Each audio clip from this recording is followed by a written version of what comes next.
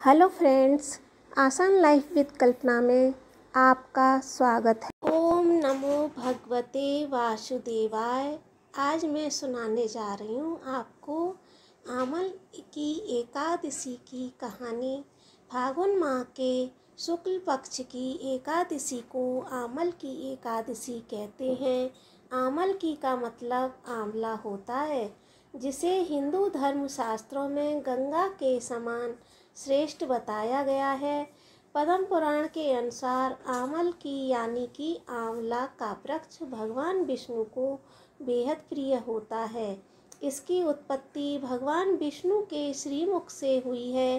People के समान आंवले के पेड़ में सभी देवताओं का वास होता है। फागुन माह के शुक्ल पक्ष की एकादशी को कहते हैं कि हिंदू धर्म शास्त्रों में गंगा के समान श्रेष्ठ बताया गया है। आंवला का वृक्ष भगवान विष्णु के लिए बेहद प्रिय है। आंवला एकादशी के व्रत की विधि इस प्रकार है। आंवला की एकादशी व्रत के पहले दिन व्रती को दशमी की रात्रि में एकादशी व्रत के साथ भगवान विष्णु का ध्यान करते हुए सोना चाहिए तथा आमल की एकादशी के दिन सुबह स्नान करके भगवान विष्णु की प्रतिमा के समक्ष हाथ में तिल, कुश, मुद्रा और जल लेकर संकल्प करें कि मैं भगवान विष्णु की प्रसन्नता से मोक्ष प्राप्ति की कामना से आमल की एकादशी का व्रत रखूँगा। मेरा यह व्रत सफलतापूर्वक पूरा हो, इसके लिए श्री हरि मुझे अपनी शरण में रखें। उसके बाद यह मंत्र पढ़ना चाहिए।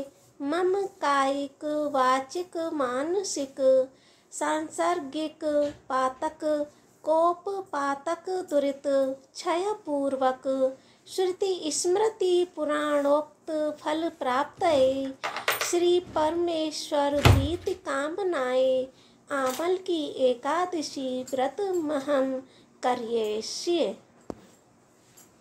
भगवान की पूजा के पश्चात पूजन सामग्री लेकर आंवले के वृक्ष की पूजा करें। सबसे पहले वृक्ष के चारों ओर भूमि को साफ करके उसे गाय के गोबर से पवित्र करें। पेड़ की जड़ में एक वेदी बनाकर उस पर कलश स्थापित करें। इस कलश में देवताओं, तीर्थों तथा सागर को आमंत्रित करें। कलश में सुगंधी और पंचरत्न रखें। इसके ऊपर पंच पल्लव रखें। फिर दीप जलाकर रखें। कलश पर श्रीखंड चंदन का लेप करें और वस्त्र पहनाएं।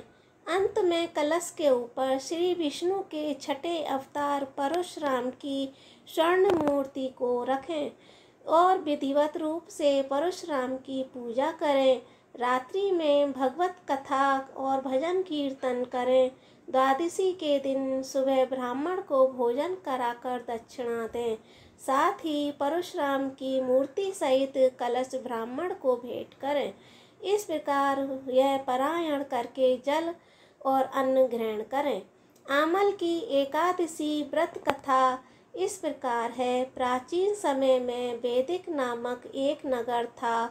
उस नगर में ब्राह्मण, वैश्य, क्षत्रिय, शूद्र चारों वर्ण के लोग प्रसन्नता पूर्वक रहते थे।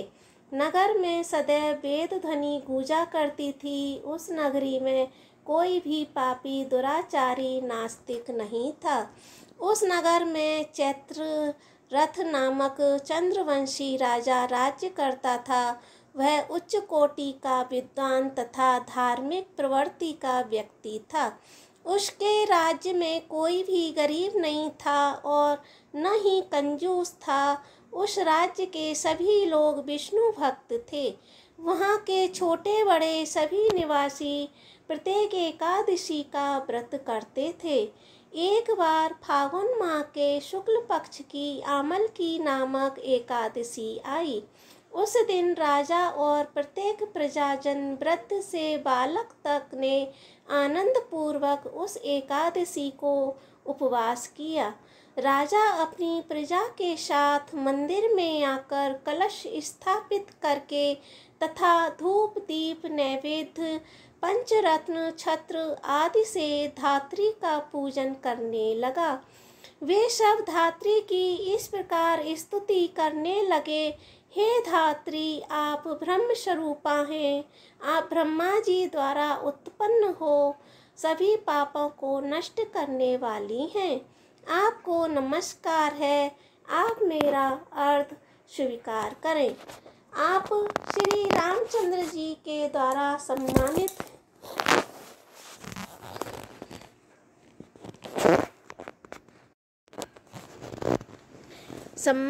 हैं। मैं आपसे प्रार्थना करता हूँ, मेरे सभी पापों का हरण करो।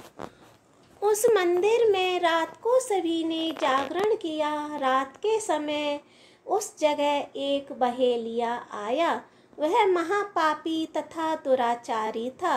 अपने कुटुंब का पालन वह जीव हिंसा करके करता था।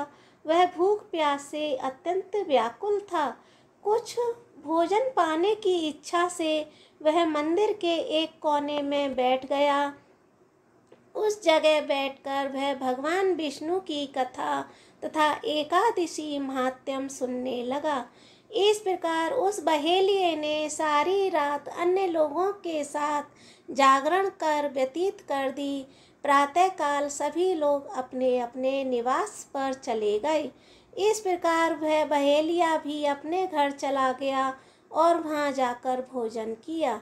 कुछ समय बीतने के पश्चात उस बहेलिये की मृत्यु हो गई।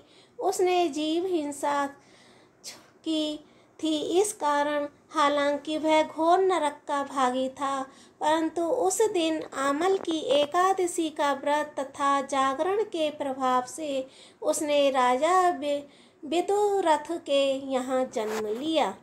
उसका नाम वसुरथ रखा गया। बड़ा होने पर वह चतुरंगिनी सेना सहित तथा धन धान्य से युक्त होकर 10 सहस्त्र ग्रामों का संचालन करने लगा। वह तेज में सूर्य के समान, कांति में चंद्रमा के समान, वीरता में भगवान विष्णु के समान तथा क्षमा में पृथ्वी के समान था। वह अत्यंत धार्मिक, सत्यवादी, कर्मवीर और विष्णु भक्त था। वह प्रजा का समान भाव से पालन करता था। दान देना उसका नित्य का कर्म था। एक बार राजा वसुरथ शिकार खेलने के लिए गए। देवयोग से वन में वह रास्ता भटक गया और दिशा का ज्ञान न होने के कारण उसी वन में एक वृक्ष के नीचे सो गया। कुछ समय पश्चात पहाड़ी डाकू वहां आ गए और राजा को अकेला देखकर मारो मारो चिल्लाते हुए राजा वसुरथ की ओर दौड़े। वह डाकू कहने लगे कि इस दुष्ट राजा ने हमारे माता पिता, पुत्र पौत्र आदि समस्त संबंधियों को मारा है तथा देश से निकाल दिया। अब हमें इसे मारकर अपने अपमान का बदला लेना चाहिए। इतना कहते हुए डाकू राजा को मारने लगे और उस पर अस्त्र शस्त्र का प्रहार करने लगे। उन डाकुओं के अस्त्र शस्त्र राजा के शरीर पर लगते ही नष्ट हो जाते और राजा को पुष्पों के समान प्रतीत होते। इस प्रकार प्रभु की इच्छा से उन डाकुओं के अस्त्र शस्त्र उन्हीं पर वार करने लगे, जिससे वह सभी मूर्छित हो गए। उसी समय राजा के शरीर से एक दिव्य देवी प्रकट हुई। वह देवी अत्यंत सुंदर थी तथा सुंदर वस्त्रों तथा आभूषणों से अलंकृत थी। उसकी भ्रुकुटी टेढ़ी थी। उसकी आँखों से क्रोध की भीषण लपटें निकल रही थीं। इस समय वह काल के समान प्रतीत हो रही थी। उसने देखते ही देखते उन सभी डाकुओं का समूल नाश कर दिया। नींद से जगने पर राजा ने वहां अनेक डाकुओं को मृत देखा। वह सोचने लगा, किसने इन्हें मारा? इस वन में कौन मेरा हितैषी रहता है? राजा वसुरथ ऐसा विचार कर ही रहे थे कि तभी आकाशवाणी हुई, हे राजन, इस संसार में भगवान विष्णु के अतिरिक्त तेरी रक्षा कौन कर सकता है? इस आकाशवाणी को सुनकर राजा ने भगवान विष्णु को स्मरण कर उन्हें प्रणाम किया। फिर अपने नगर को वापस आ गया और सुखपूर्वक राज्य करने लगा और अंत में वैकुंठ धाम को गया। आमल की एकादशी का महत्व पद्म पुराण के अनुसार एकादशी व्रत करने से तीर्थ स्थानों जितना पुण्य फल प्राप्त होता है। सभी यज्ञों के बराबर फल देने वाले इस आमल की एकादशी व्रत को करने से व्यक्ति मोक्ष प्राप्त करता है तथा मृत्यु के बाद भगवान विष्णु के धाम में जाता है। इस व्रत के फल के सभी पाप समूल नष्ट हो जाते हैं। इस व्रत का पुण्य 1000 गोदान के फल के बराबर है। ओ